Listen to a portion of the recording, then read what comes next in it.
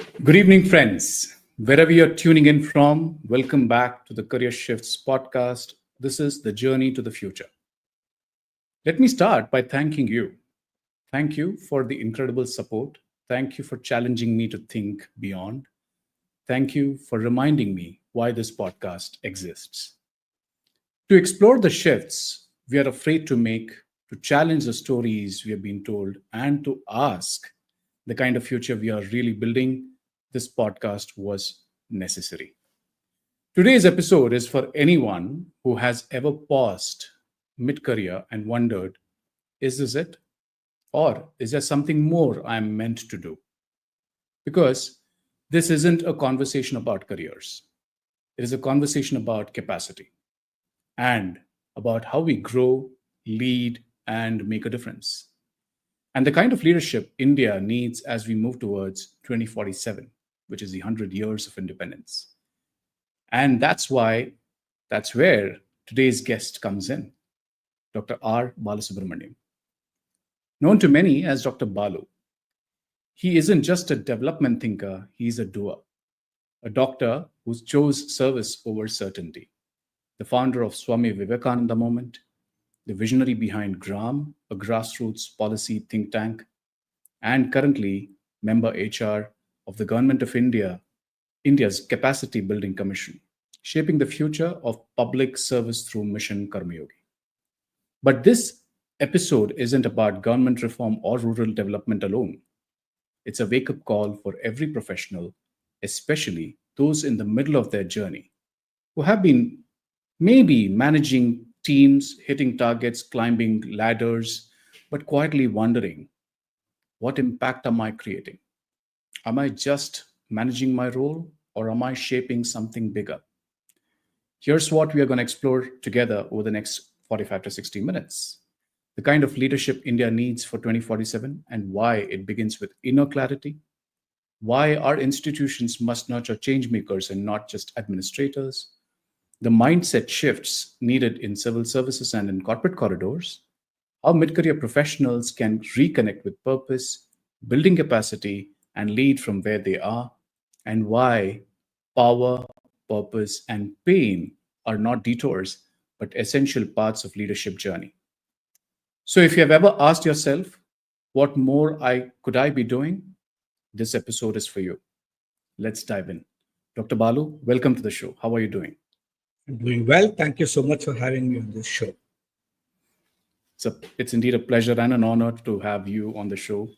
I know we have met a couple of times in the past through my earlier role at IIM Ahmedabad, but it's been fascinating to hear the incredible amount of work that you end up doing through everything that you do. I started this journey just about a year ago, and it's just marked my first anniversary of this podcasting journey, and it was to give back to the community. And my goal was to, through this conversations, help people who have been stuck in some form or the other in their corporate roles or whatever roles that they're doing, to rethink, reimagine careers, and which is why the name Career Shifts came into picture. As I ran those first season of 27 episodes, there were a lot of conversations with stalwarts in the industry from HR and also people from the business. But when I restarted the second season, I wanted to do it with a future perspective, which is why the theme of this podcast is Journey to the Future. So I do definitely have a few questions that I wanted to explore with you. But before we begin, any thoughts from you for the audience who would be listening into this show? I think this understanding of journey into the future.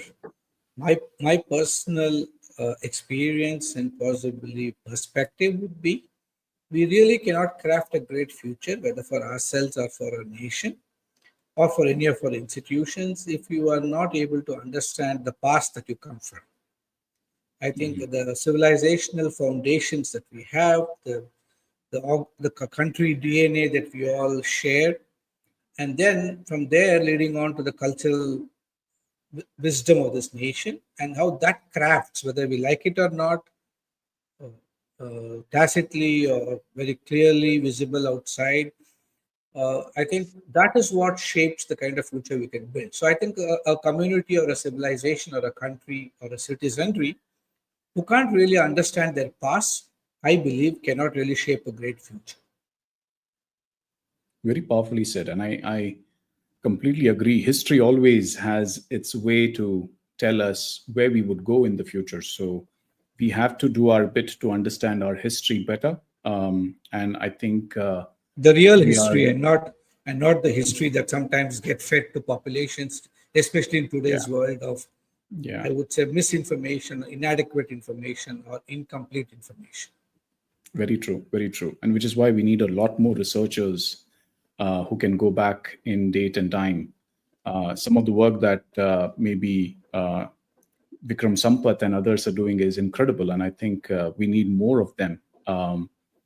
But today, the conversation is about how and what we need to do for India to achieve its 2047 aspirations. But before we get into that, I want to spend some time about you, your career, and your career shifts, if I were to call that. And then I think you have had an incredible shifts in terms of what you started off doing, and today what you're doing. If you can take some time to, walk the audience through the journey, I think it would really help. I would say I wouldn't completely agree with the word career shifts because I never had a career in life. So only if you see it as a career, you start seeing the shifts. I Yeah, think sure.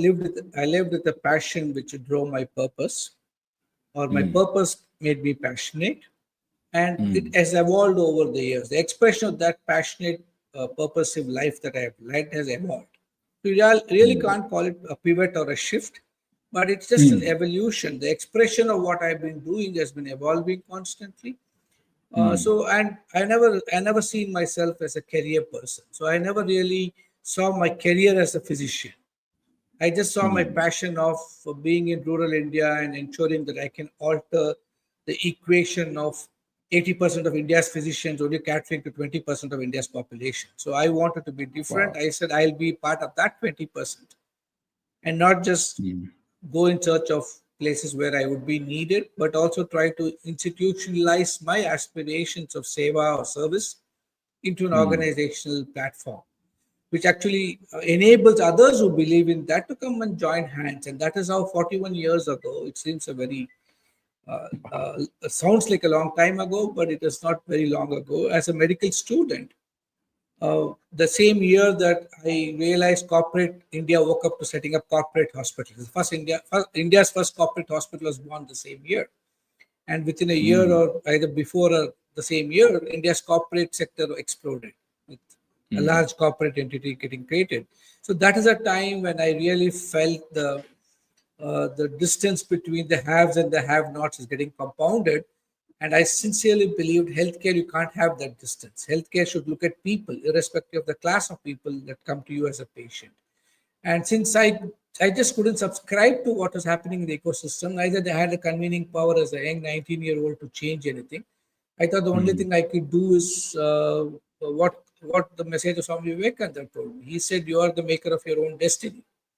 So if mm, we can't come to terms with what is around me and shape my destiny from the ecosystem's encouragement, I thought I'll build my own ecosystem around me to craft my own destiny, like what Vivekananda said. And since all my inspiration came from his words, his inspiration, his teachings, I started the Swami Vivekananda Youth Movement, which at that point of time felt that expression of seva should be through medical service because that's what I was getting trained for.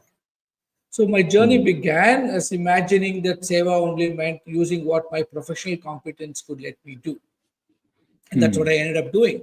But my real journey into understanding people, understanding myself, understanding others around me came when I after I graduated in '87 and went into the forest of India, the tribal populations with whom I lived for close to 25, 26 years, lived like them, with them, amongst them, was one of the finest years of my life. Yesterday, I just turned 60 and I decided to spend the entire day with all the tribal friends, brothers and sisters that I respect a lot. And I just spent the time with them, my tribal children in the school, etc. And it suddenly looked just yesterday I'd walked into their community, right? And it looks like it's a long time ago.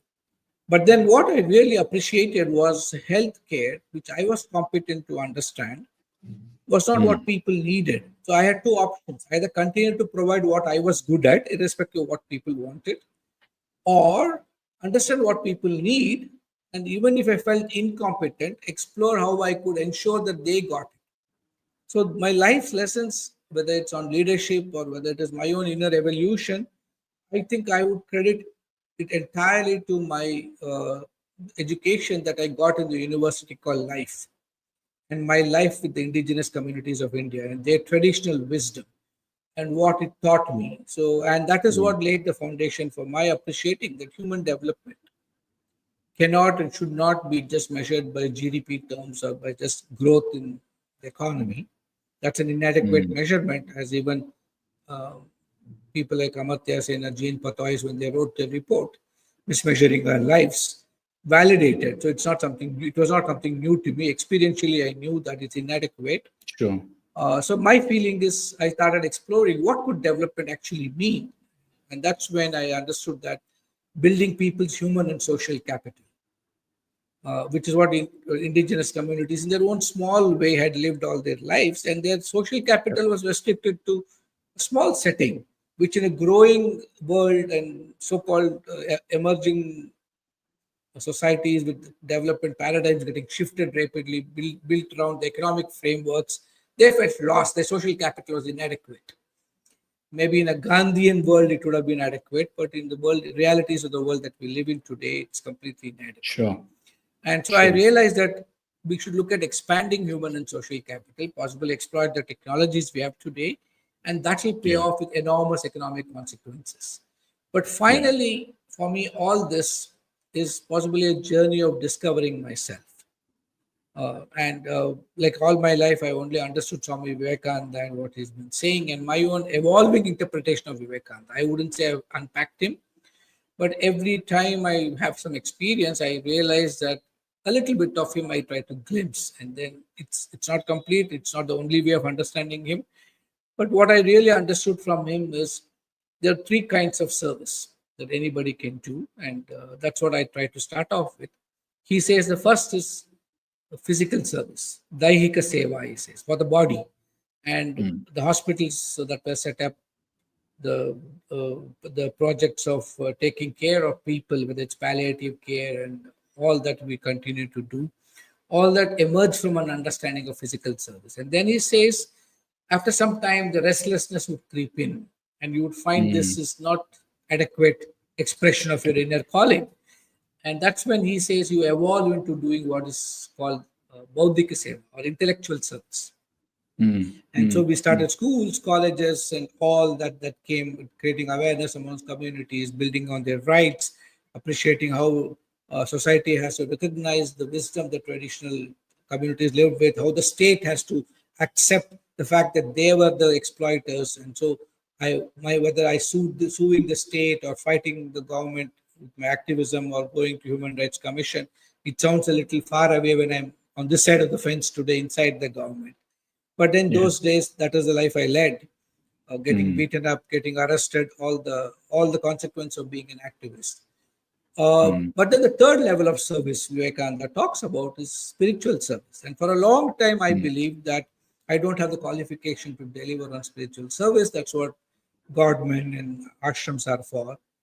But today, my Yeah. appreciation is completely different, because as you start indulging in this physical and intellectual service, at some point of time, the seed of ego and the seed of I am doing Yeah. all this, I am running projects, I built hospitals and schools, etc., comes in.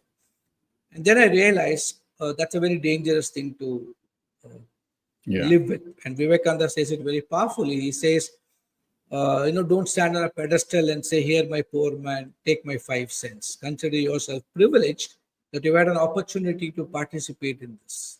So I suddenly realized it's not about I doing something, it's about that higher power getting something done through me, and that's a great privilege.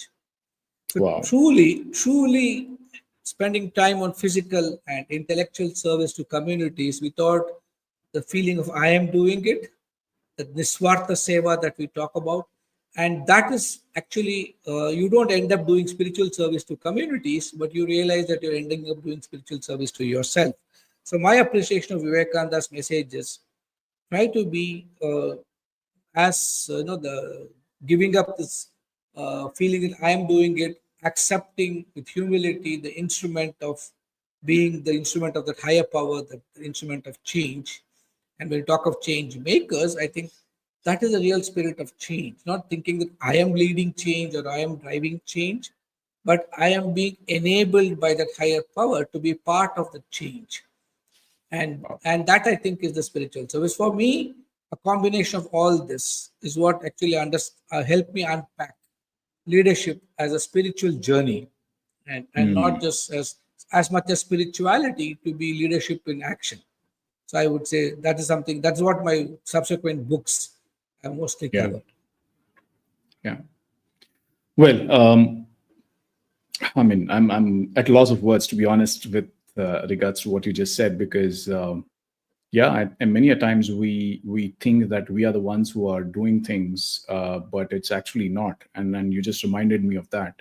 But coming back to the role that you're currently in, which is again a combination of all that you have been doing all these whiles. And by the way, wishing you belated happy birthday.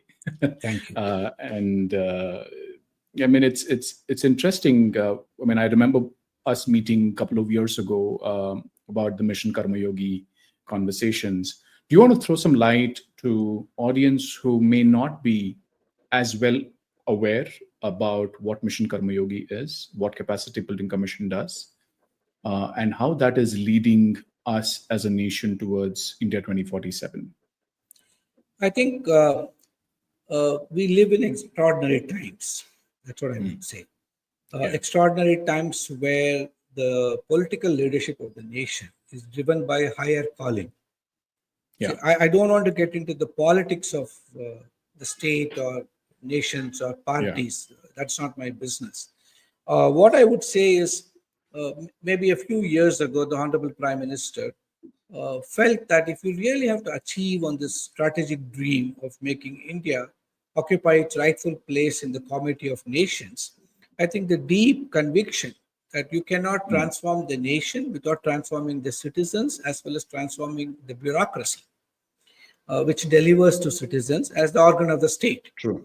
I think this conviction in him and his experience of actually running a microcosm of Mission Karmayogi as a Chief Minister of Gujarat, where he learned that until you institutionalize this through a permanent mechanism within the state, you cannot really keep this engagement of transformation going. Transformation is a journey. It can never be a destination. Correct. And this is something the Prime Minister in his own way taught us. And so he conceived Mission Karmayogi as a transformational exercise to enable India's bureaucracy to do three things. And in his own language, he said, Karmachari bhav se Karmayogi bhav aana chahiye. No, so being a civil servant itself is very good. Being a public servant is extraordinary. And when he assumed office, he said, I'm the Pradhan Sevak. Now, for a man who's evolved and understands what Seva is at the level at which he is, it comes quite naturally. But for us to deconstruct what Seva is, in the setting of being a salaried employee, even Karmachari is good enough. I can deliver to my salary I'm taking itself is a good enough thinking. But he said that's not enough for building a great nation. And that's his conviction. He said we need a behavioral shift, a mindset shift from saying, not just doing my job, but understanding my dharma as a civil servant and understanding that I need to align my inner spiritual purpose of life or inner purpose of life itself to an outer expression of public service. And that is what is the first mandate. And the second mandate, he said, is for too long this nation has been driven by a rule-based approach. You walk into a government office, the officer legitimately and genuinely will believe what are the four things that come in their way of doing stuff. So he'll tell you this can't be done because. So the Prime Minister's belief was, he doesn't say you should break any rules. Rules are made for facilitation. Of course, a lot of acts and rules are getting reframed in the context of today. But he said we need to take a role-based approach. My role is to serve you as a citizen. My dharma, my swadharma should be seva. And I should explore how to serve you, even if I can't deliver on certain things because of rules, explain to you why they cannot be done. And therefore, he is unable to serve you. So he said, can we move towards a role-based approach, which is a very powerful concept. And no country in the world has attempted all these things.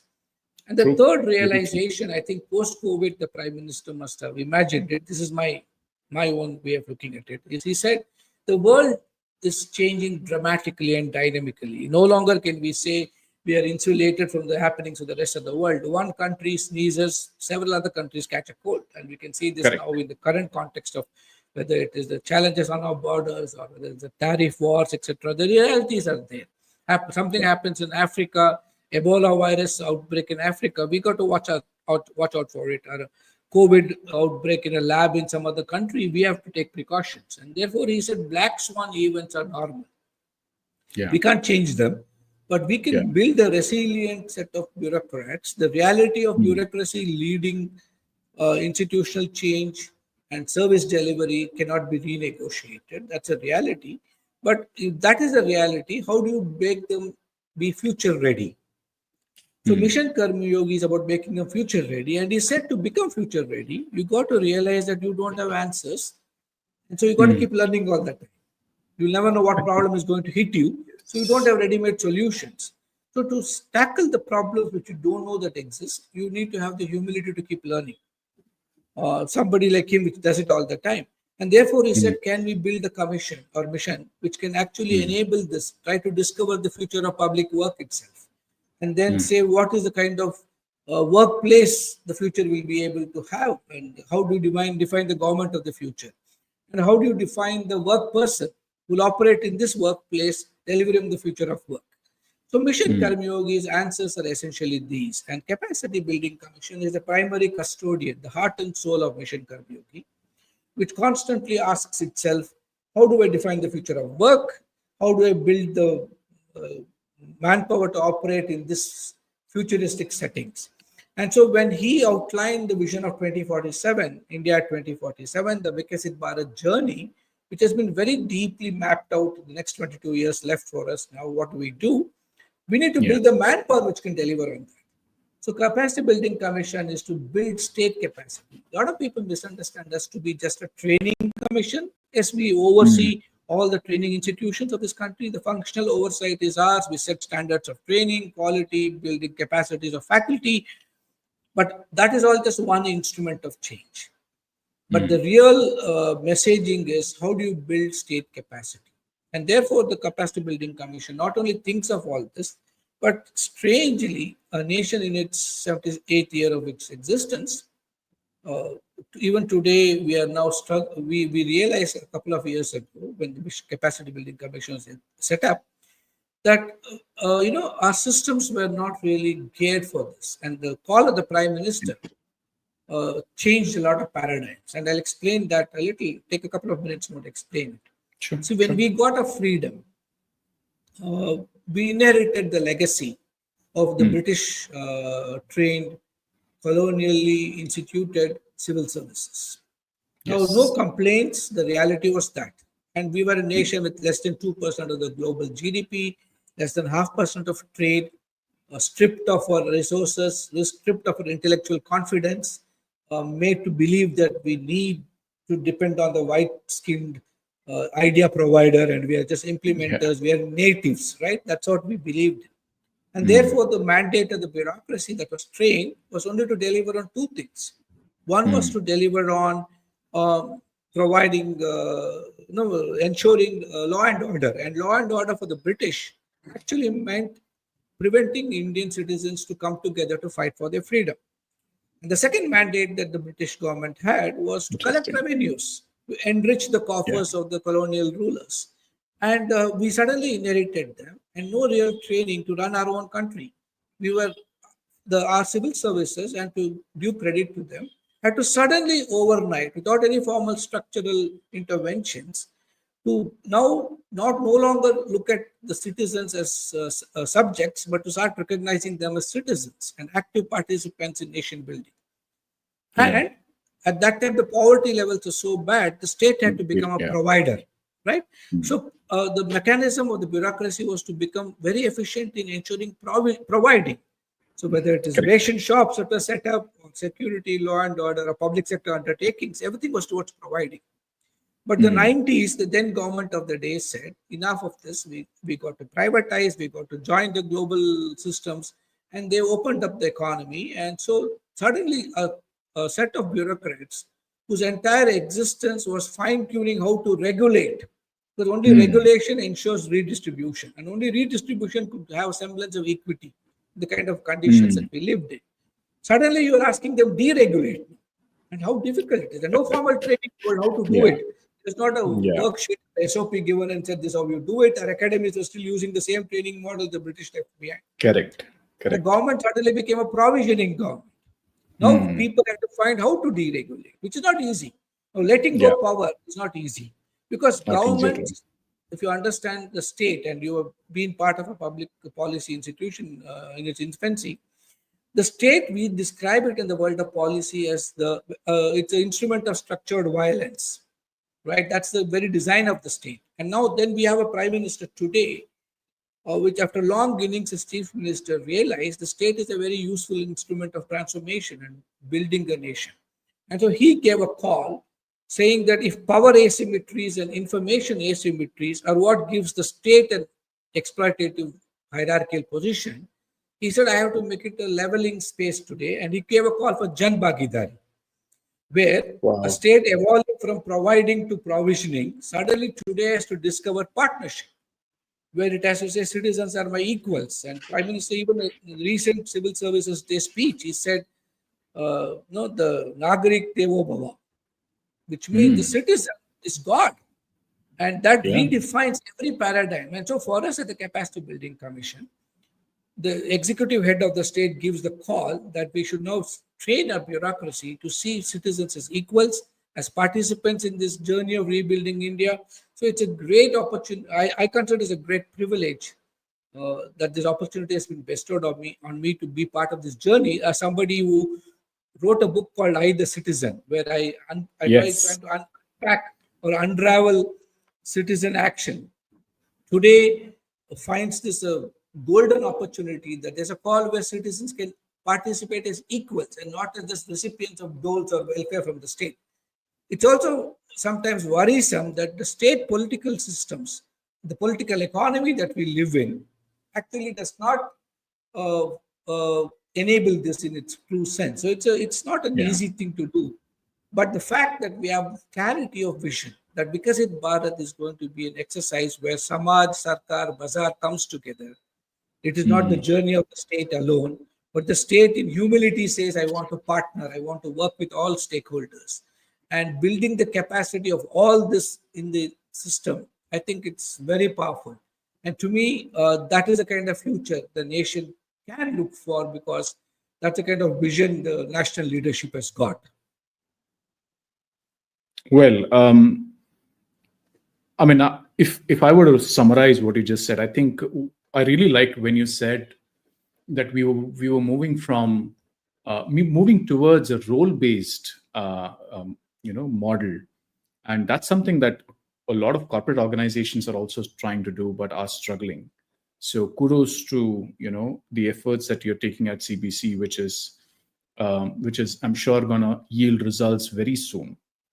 I'm gonna take a slightly future view to this in terms of as we ramp up ourselves and our efforts towards India 2047.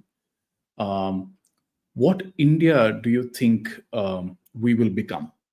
And what do you see as biggest opportunities and risks given all the dynamics at play, not just within India and even outside India for that matter? I think it's a great question. It's not, and there is no easy answer to this. If I Yeah. could, then I would be given a Nobel Prize. But I think the challenge really is it's not just about India. I think the whole world is now struggling. Yeah. It's running out of ideas. Consumerism has reached an all-time high. Economic models are not sustainable. It's a funny thing that it's paradoxical. And on one side, we talk of sustainable development goals, but the economic Mm. models that we have fashioned clearly Yeah. cannot drive sustainability, right? Correct. It's based on consumption, expenditures, and more and more wealth creation, driven Correct. by income generation. So Yeah. the human spiritual elements of satisfaction, happiness, contentment, sharing, caring are not really part of the development lexicon.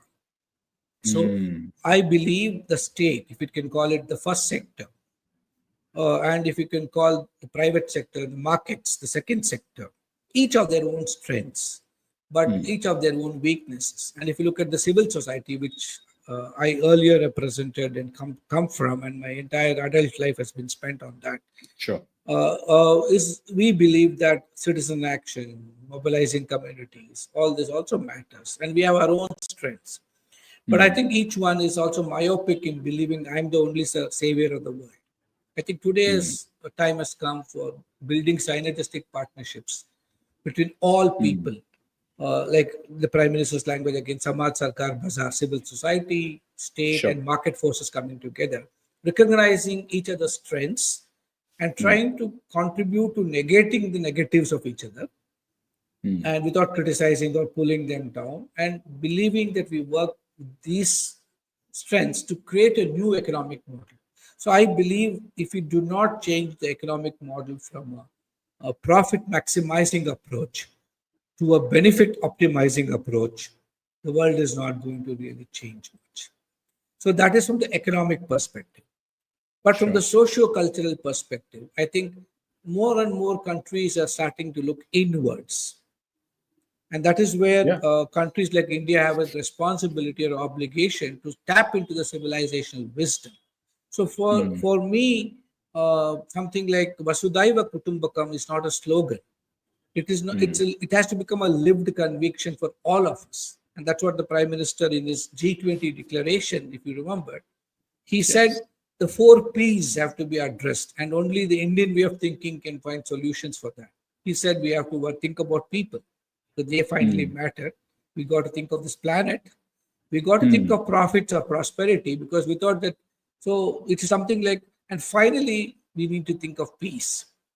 Mm. And like I even write about this when I write, the power within is only half the title. The real complete Mm. title is Power Within, the Leadership Legacy of Narendra Modi. And so the last Yes. chapter in that book, I talk of the epilogue, where I talk Mm. of how the Purusharthas, the Mm. scriptural wisdom of Purusharthas, where you really have to talk of you need to have karma or desires to drive an economic Mm. model, but you should desire for something beyond yourself. Yeah. No, and so when you're talking of dharma, there's a dharma of desire also. It's not for myself and that's my growth and evolution, but of society itself, larger purpose than Mm. oneself. And for that, economic model is important. Again, we'll got to look at economy as custodians of wealth creation and redistribution, not just of, we look at ourselves.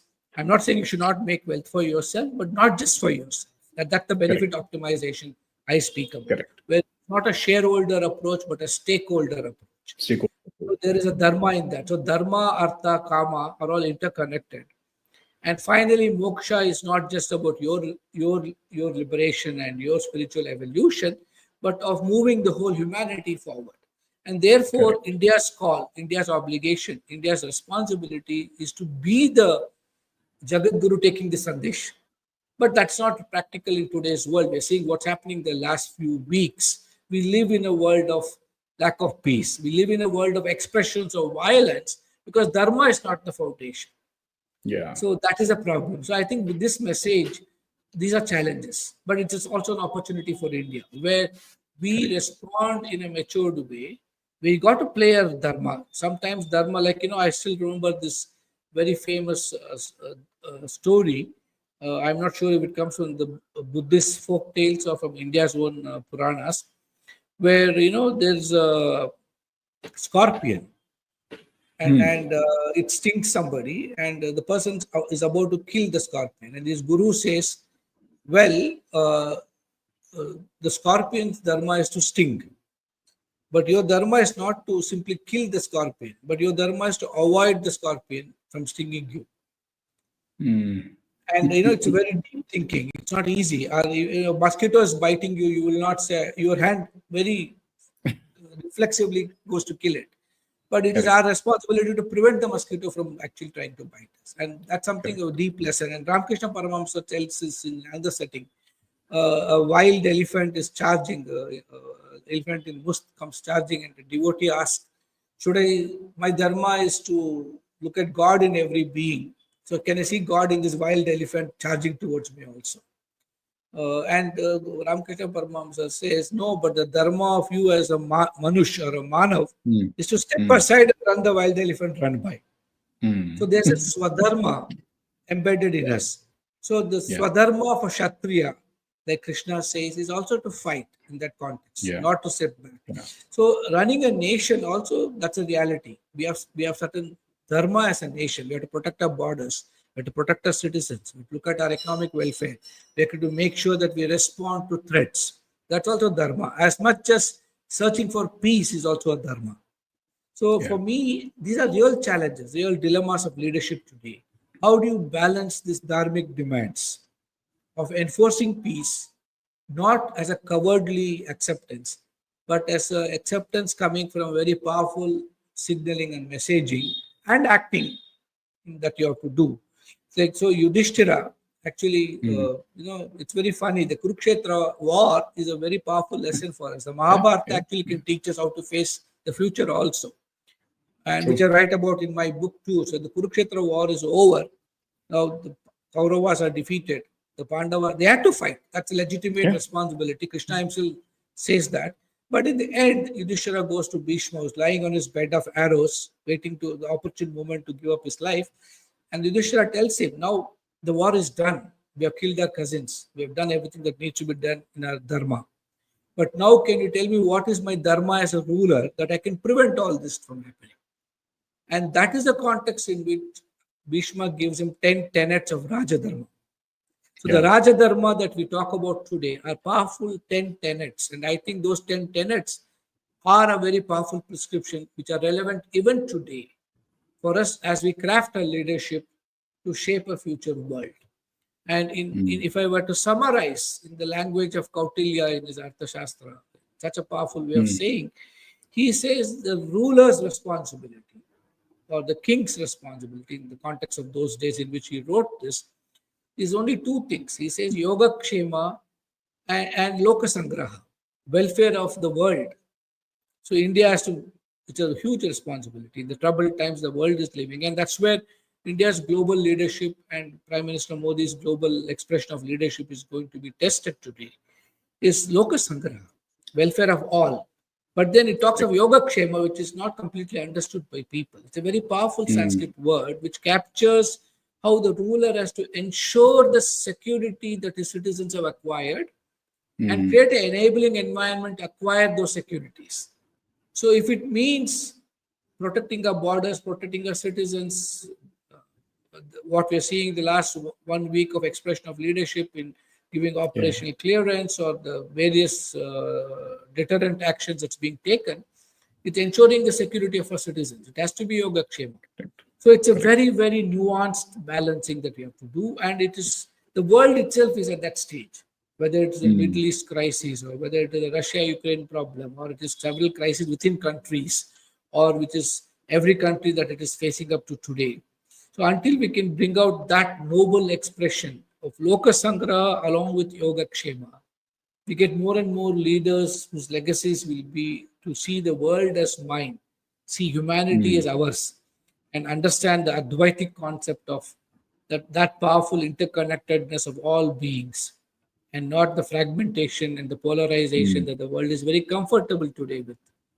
I think the problems are not going to get resolved on their own. That is that kind of leadership which can help the resolution of these problems.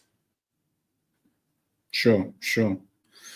No, I think it's extremely important for a lot of viewers to understand the complexities that we are all dealing with, and it's very easy for us to sit back in armchair conversations and make statements about what should be done, but only the person who's actually doing it would know how hard it is.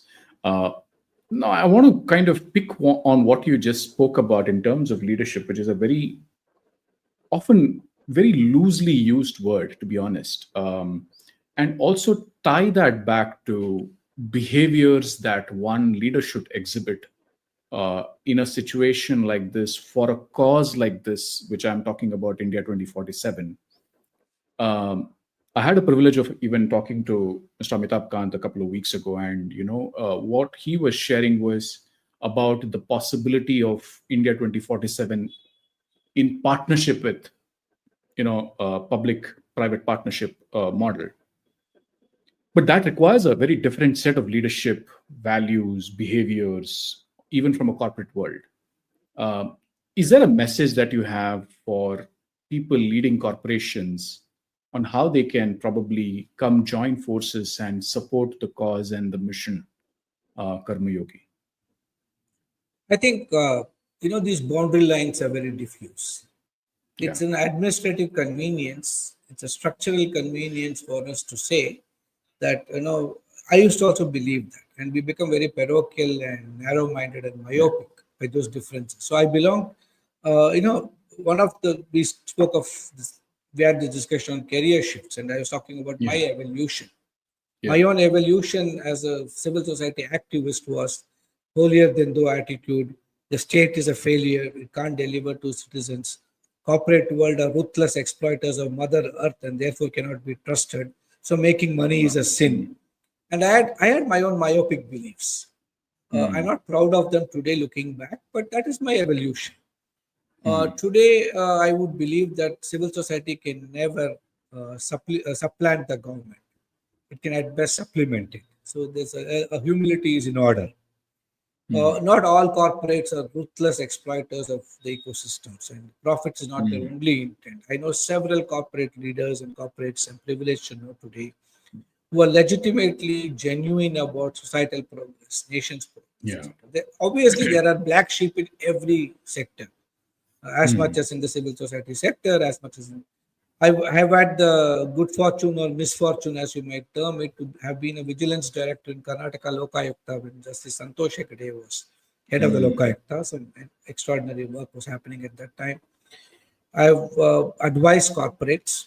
I've advised senior leadership in corporates. I've seen corporates work. Corporates which I protested against, I have seen that my limited understanding of them was one thing, but when I understood them better, they were very serious about learning from civil society action and making things better for their stakeholders. So I've had the privilege of operating in all sectors. I've advised other governments. I've Yeah. taught at Ivy League universities, so I've seen the other side Yes. of the fence. And so today, to me, I believe that boundaries and borders are artificial. We've got to transcend them in our minds, in action, because the good people in every one of these sectors that I spoke in a very divisive way, just for convenience sake and intellectual appreciation, actually have a common underpinning of making this world a better place. There's no monopoly on it, and we think that we have monopolized it. But there is there's an undercurrent driver for each of these people in their own appreciation to make this world a better place. They may not know how. They may have different methods in the one that I might have, and therefore we True. see the difference and not the common purpose. So I think the real call for leadership, the way I see it today, is what India and Indic civilization wisdom informs the world of leadership literature. Even I never really had a good appreciation. Having gone to Harvard, the mecca of learning of leadership and other policy sciences, I thought I would learn a lot. But I definitely learned that there is a lot of wisdom in our country which we are not trained to appreciate. And therefore, I'm not saying others don't have knowledge. They have their own structured ways of presenting knowledge. But I learned that I didn't really appreciate how to ask questions of my own environment and ecosystem and understand and learn from it. So I got back to appreciating civilizational wisdom. I started from Jataka tales, Panchatantra, Ramayana, Mahabharata, went Wow. deeper into Shankara's works, Atma Bodha, Drigdishya Viveka, Viveka Chudamani, Aurobindo's works, Ramana Maharishi's works. As much as I studied Eckhart Tolle to St. Aloysius, etc. You discover that everybody has got something to offer. Correct. And when you look at what is the message that they all bring to the table, and the most powerful way of crystallizing or distilling the Vedantic wisdom to me is the Bhagavad Gita. And if we can look at it and take the leadership lessons from that, which India brings in, the strongest message I got was there is nothing called a leader. The West appreciates what is being a leader and therefore glorifies the person and the traits he carries. Whereas India actually celebrates acts of leadership, the karma, the kriya. Wow. It's not about being a leader, because leader gets his identity from having followers. But in India, it's about exercising leadership. And so I started coining the definition of leadership as in two different ways. Leadership is about knowing yourself, the self-awareness, the Atma Bodha that you can generate and understand. And if you can look at the context of appreciating who am I, why am I born, what am I doing, that one question that Ramana Maharshi asked people to ask themselves. And when you start diving deep inside and recognize who you are and why are you doing what you're doing, then you appreciate that it's not just about yourself, because we still operate in the world of duality and you see others as separate. Yes. So you have to understand, until you experience oneness and the Advaitic experiences, you still have to operate and understand. And so I say, understand the other. So leadership to me is a journey of understanding the self, understanding the other, and understanding the kriya that binds the self to the other. And when you appreciate and elevate your thinking, you suddenly recognize there's neither you nor the other nor the action that binds you. But that's the evolution of leadership itself. And that is exactly what the Bhagavad Gita teaches you. And so the first chapter is about Vishada Yoga. People think that, for me, Krishna, and if you take his own character in the Bhagavad Gita, the way I see it, I'm not saying this is the only way to see it. And I do believe that this is the message of leadership that I would like today's people to understand.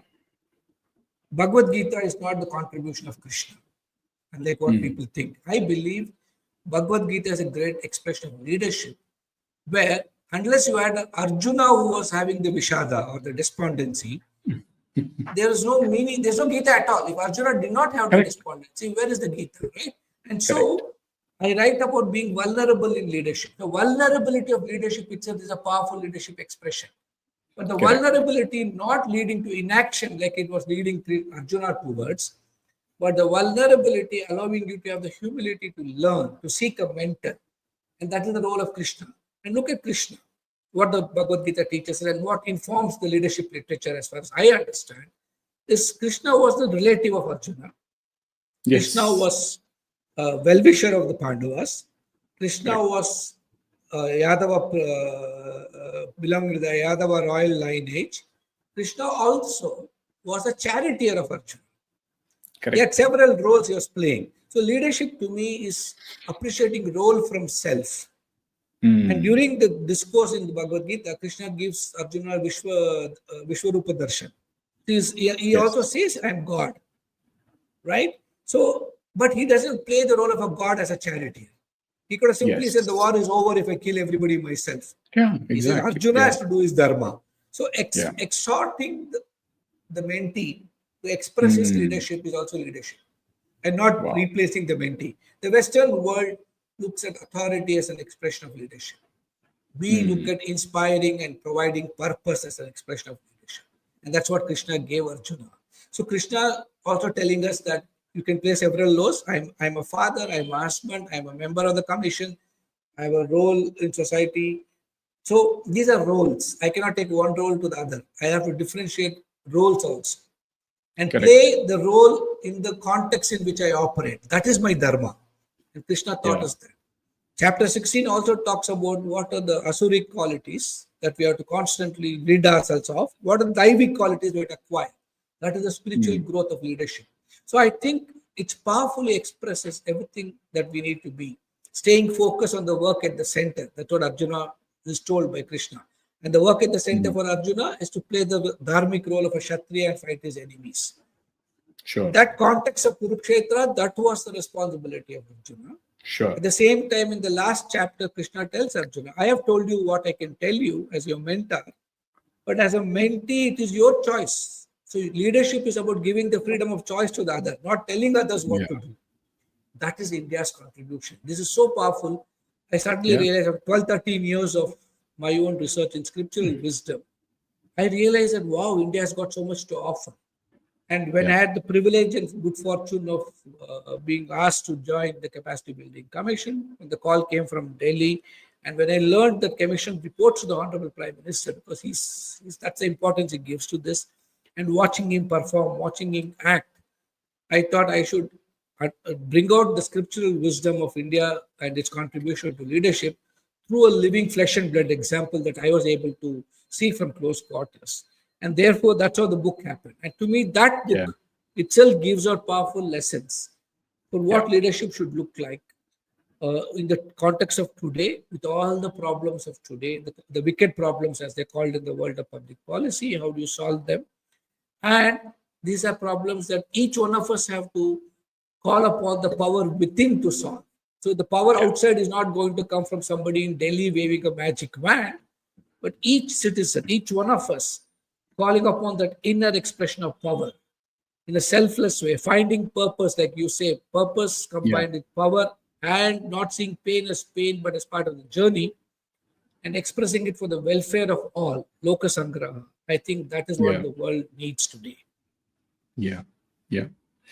No, really powerful. And I think more than being a host of the podcast today, I felt like being a student, honestly. And I think there is so much to learn, and it's just going to be incredible journey for me within to go back and see how I can bring some of these into my journey of acting as a leader. Um, I want to go back to the Mission Karmayogi journey, especially the work that Capacity Building Commission does today, more from a perspective of, one, we would like to understand where are we in that journey? What are aspects that have worked well? Are there aspects that would require some bit of fine tuning? And are there anything that we as normal citizens do to contribute towards that journey? And like, what are your, I mean, you've been in this role for the last 6 years now. So any thoughts, 4 years. reflections that you 4 want to share? years. 4 years. The commission itself is only 4 years old. Yeah. Yeah. Yeah. See, it's a journey, like you said, and a journey without an end destination, because the problems of the world don't have finite end, right? We Correct. keep a human being is a very extremely intelligent race to keep creating new problems. Sure. And so, as long as we don't create our ability not to create problems, we need these commissions to exist. Yeah. And the commission is a executive commission, and like I said, reporting to the Honorable Prime Minister. And so it's an opportunity for transformation, because like the Yeah. Prime Minister himself says, it's not about reforming alone, it's transforming. Mm. And the first transformation is our own attitude towards what we do, and that is the behavioral change I spoke about. Yeah. The second Yeah. is also looking at how efficiently or effectively we're delivering on our dharmic obligations to citizens. Sure. And therefore, that's where the functional competencies comes in. Correct? And at the same time, today's world is so complex, and there's no one sector where we can say will solve India's problem. From Correct. space to agriculture to industry to animal AI. husbandry to defense. It's a governing is not an easy thing. People think governance is just power. It's not. It's an enormous responsibility and obligation. Yeah. The closer I am to the seat of power, the more I am learning that it's a very unenviable responsibility with so much of pressures, and it's not easy for even a civil servant, right? The complexities are so huge. However strong is intending to serve, the barriers are so much. These are realities. Many people may not even know the constraints under which the state operates. I was also not aware. Having been an outsider, I was only privy to the problems that I thought anecdotally the state is causally responsible for. Whereas now that I'm inside, I can say this unique ability of having been an outsider and seeing the state from a particular perspective. It's not a wrong picture, but it's an incomplete picture. There's so many serious, sincere people wanting to bring about change. India's best joined the civil service. The toughest exam is the UPSC. Yeah. Highly qualified, highly inspired people, IIM students, IIT students. 75 to 78% of our entrants today are engineers from the most prestigious institutions, highly qualified professionals. Correct. Why do they join? They could have made a ton of money in the private sector today, but they decide to come and do public service, not for the power. Maybe a small percentage believes that power is there, and we simply generalize and say everybody comes for the power. What amount of power that they really have, right? They can actually buy more power if they're more wealthy. But so that's not the way things work. So why do they come? They're all motivated to serve. But does the system permit them to stay motivated till they retire and beyond? Is a question that I ask myself and say, how do you facilitate creating such a system? And it's our responsibility as a commission to ask what kind of an enabling ecosystem can we provide to sustain motives. And then the second question we ask is, how do you provide the means to deliver on this motivations of these inspired people? Sure. Many years ago, those means were not available. Even getting a computer, a laptop, a decent office. The old movies where you tie your specs with a thread and you're sitting with a topi and sitting in a corner. The clerk comes and dumps files and the dust goes up in the air. We created these narratives and media views of how the government operates. Correct. Those days are gone. Today you're creating Central Vista. We're creating, come to my office. Why shouldn't it look like a decent working atmosphere where the ambience also enables me to operate, right? Yes, absolutely. So we need to really understand, how do you do that? How do you keep the means available, the technology? Today, some of the best minds are thinking about cracking AI. If you look at our own learning management system and the platform that we have, it's not just an LMS. It's architected for a lot of things. It assesses competencies.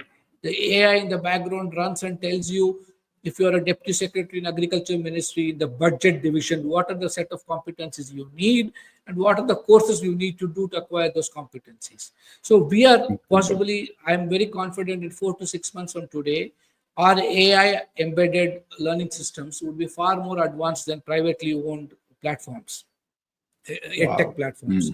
So the state is providing the means today. Along with that, there's a lot of subtle change happening. I don't know how many of you noticed the appointment of secretaries, etc. Nowadays, they're getting to be secretaries earlier than before, which means they have a longer tenure to realize this vision of Vikasit Bharat. So a lot of structural changes silently happening, providing opportunities for competent people to demonstrate their competence by acquiring domain competence and specializations. So to me, the state is now, we are crafting all that. And for that, we needed to know, what does every ministry need? So we had elaborate capacity building plans. Every single ministry has been mapped, where we actually align it to the Vikasit Bharat vision and say, you're here today in the short term, you have to get there in the long term.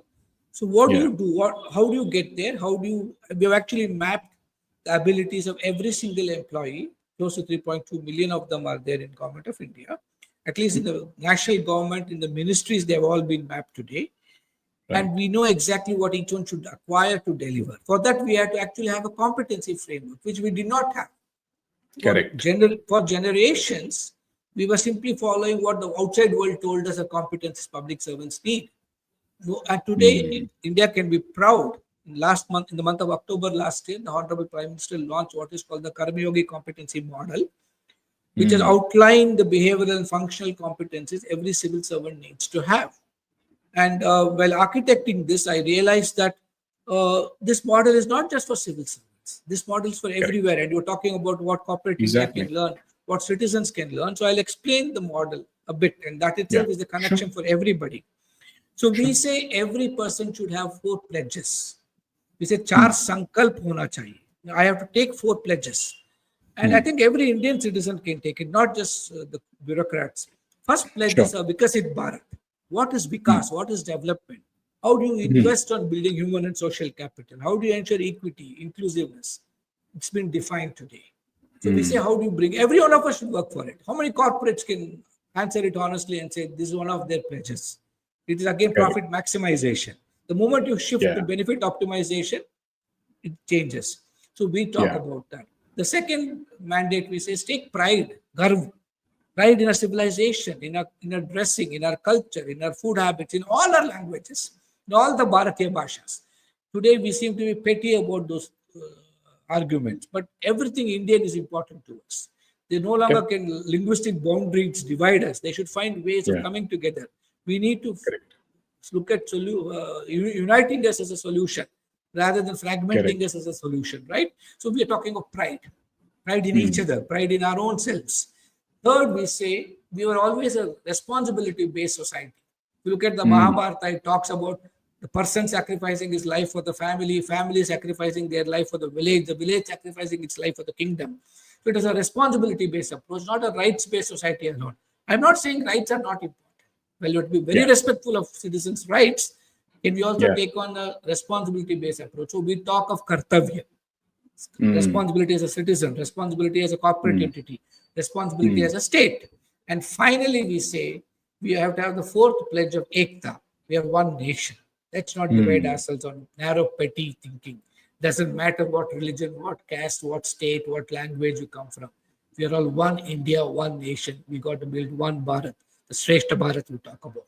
But for this to happen, you have to have four virtues. It doesn't happen automatically, right? Correct. And so we want to train our people in these competencies. So we have Hmm. defined it. We have put and it can be downloaded from our website, and citizens can try to live that.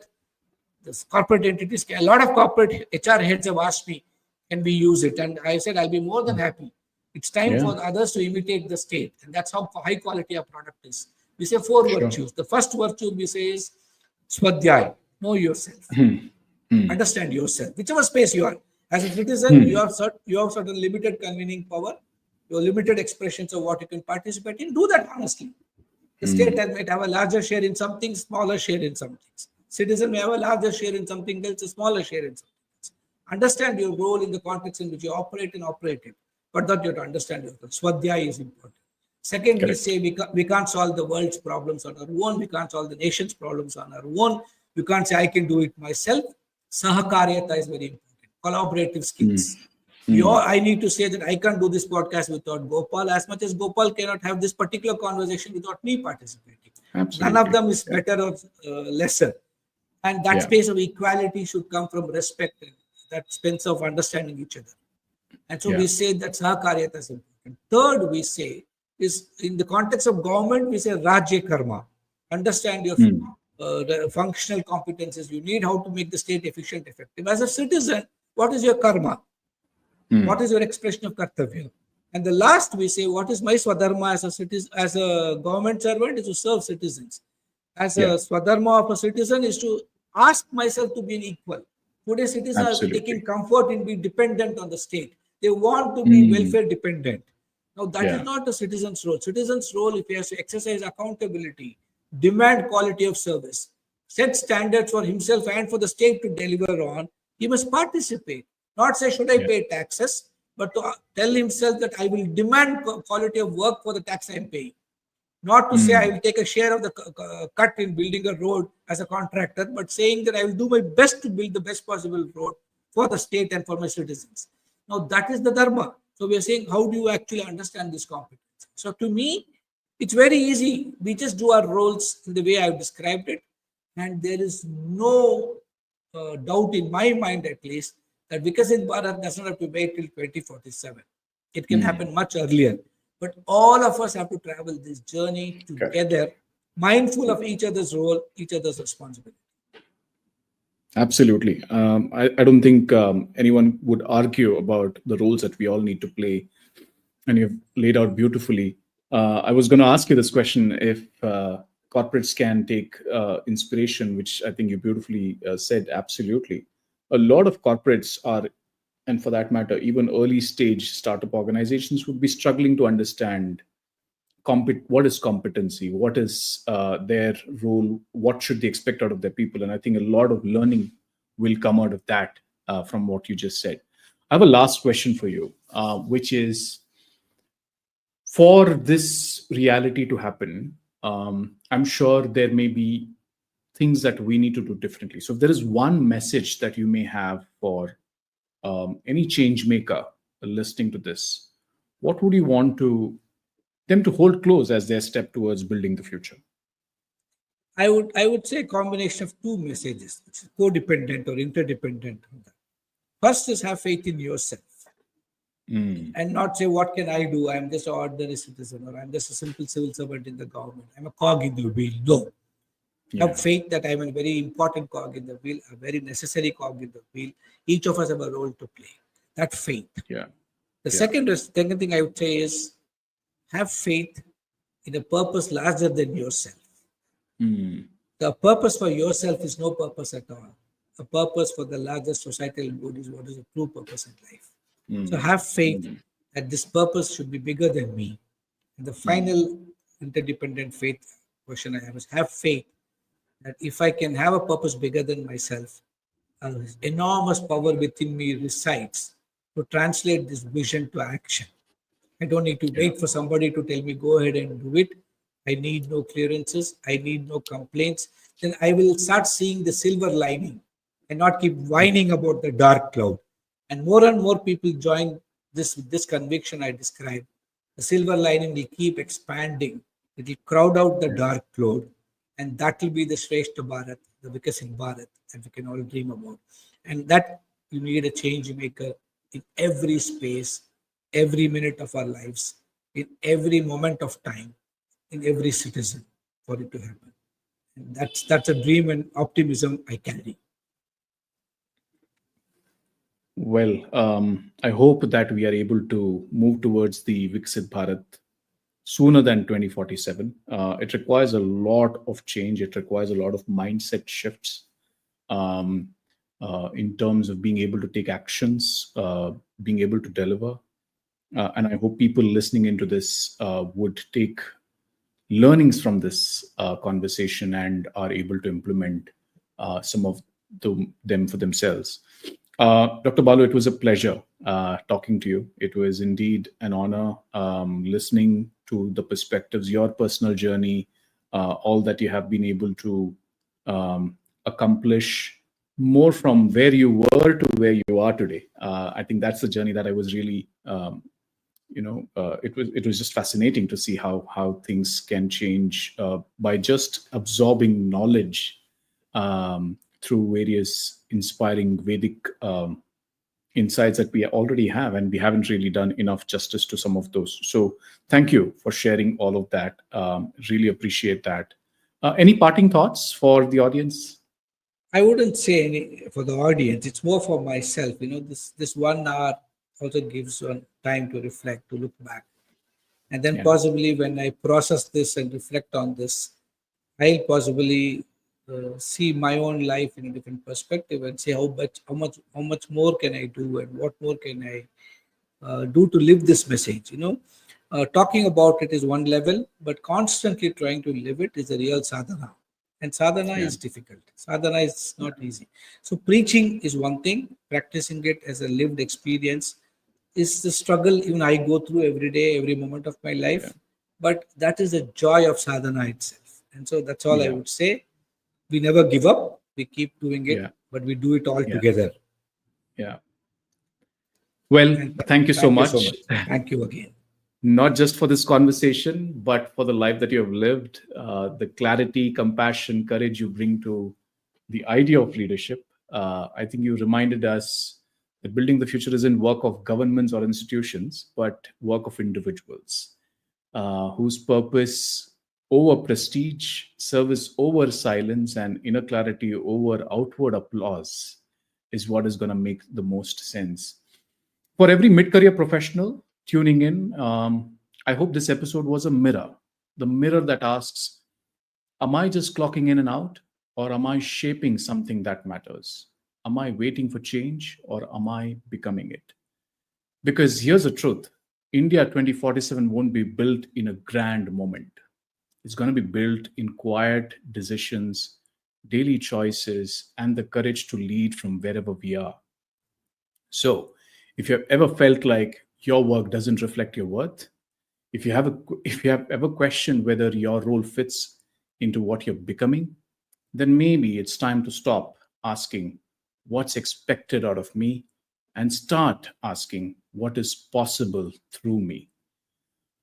Thank you for tuning in to the Journey to the Future. This episode, if I'm sure would have stirred some moments within you, share it.